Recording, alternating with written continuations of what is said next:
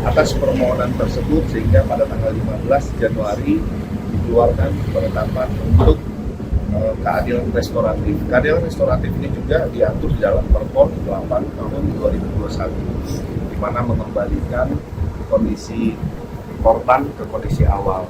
Penghargaan yang pertama, kami akan mengupdate tentang penanganan perkara di mana tersangka DRL. Dari pemeriksaan tanggal 7 Januari 2026, pemeriksaan tingkat dengan alasan kemanusiaan, kondisi tersangka juga dalam kondisi kurang fit setelah pemeriksaan sampai larut, sehingga ada kesepakatan untuk memenuhi pemeriksaan lanjutan di hari Senin 19 Januari 2026, itu tepatnya pada hari ini.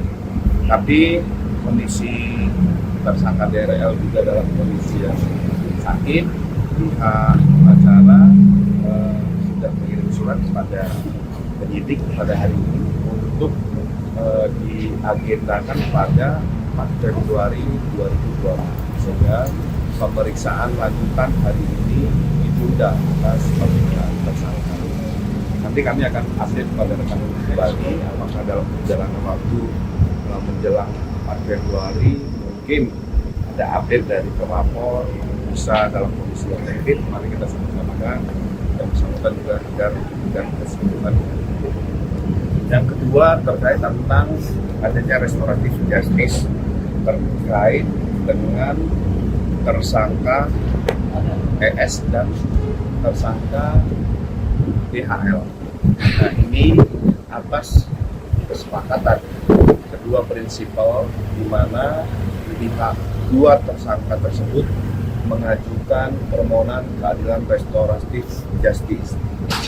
Nah, keadilan restoratif ini diajukan kepada pelapor. Ini merupakan suatu pendekatan penyelesaian perkara di mana mengembalikan kondisi korban ataupun pelapor dan kondisi tersangka. Dalam hal ini disepakati oleh kedua belah pihak sehingga tidak menempuh jalur proses hukum.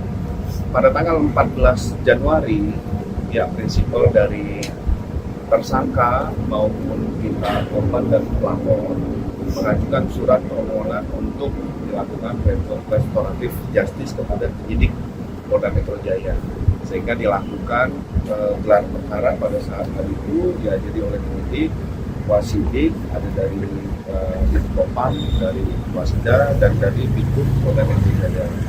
Atas permohonan tersebut sehingga pada tanggal 15 Januari dikeluarkan penetapan untuk keadilan restoratif. Keadilan restoratif ini juga diatur di dalam Perpol 8 tahun 2021, di mana mengembalikan kondisi korban ke kondisi awal. Jadi, ayo kita bijak pada seluruh masyarakat melihat bahwa penanganan perkara ini ada ruang yang diatur oleh undang-undang. Jadi kalau ada pernyataan ataupun dari kelompok orang menyatakan tebang pilih, itu ada tidak benar. Itu orang-orang yang menyatakan bahwa tidak paham tentang mekanisme jalur hukum yang ada. Terkait update juga terhadap kasus ijazah, kami mengupdate hari ini akan ada pemeriksaan terhadap 3 saksi yang meringankan yang diajukan oleh tersangka klaster kedua. Dan besok tanggal 20 juga ada pemeriksaan 7 saksi ahli dari yang diajukan oleh tersangka klaster kedua. Selanjutnya akan dijadwalkan di dalam bulan ini juga untuk pemeriksaan 3 tersangka di klaster 1.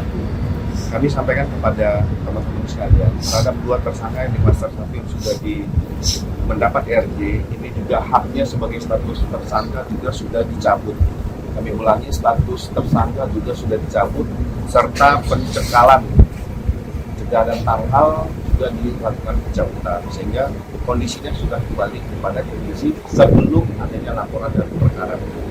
Dan perlu kami sampaikan pada rekan-rekan sekalian juga bahwa Polri dalam penanganan perkara ini juga bukan hanya sekedar melakukan penegakan hukum, tetapi menjaga keteraturan sosial untuk penegakan hukum yang berkeadilan dan ruang kemanusiaan. Kami sampaikan kepada rekan-rekan sekalian, Polda Metro Jaya dalam melakukan penanganan perkara selalu mengacu kepada asas profesionalitas. proporsional dan akuntabel. Makanya rekan-rekan kita beri ruang untuk bisa memonitor, mengupdate terkait tentang perkembangan perkara yang ditangani oleh Polda Metro Jaya, sehingga tidak bias isu ataupun pendapat, asumsi dan lain-lain. Kita transparan terhadap penanganan perkara. Download Tribun X sekarang, menghadirkan lokal menjadi Indonesia.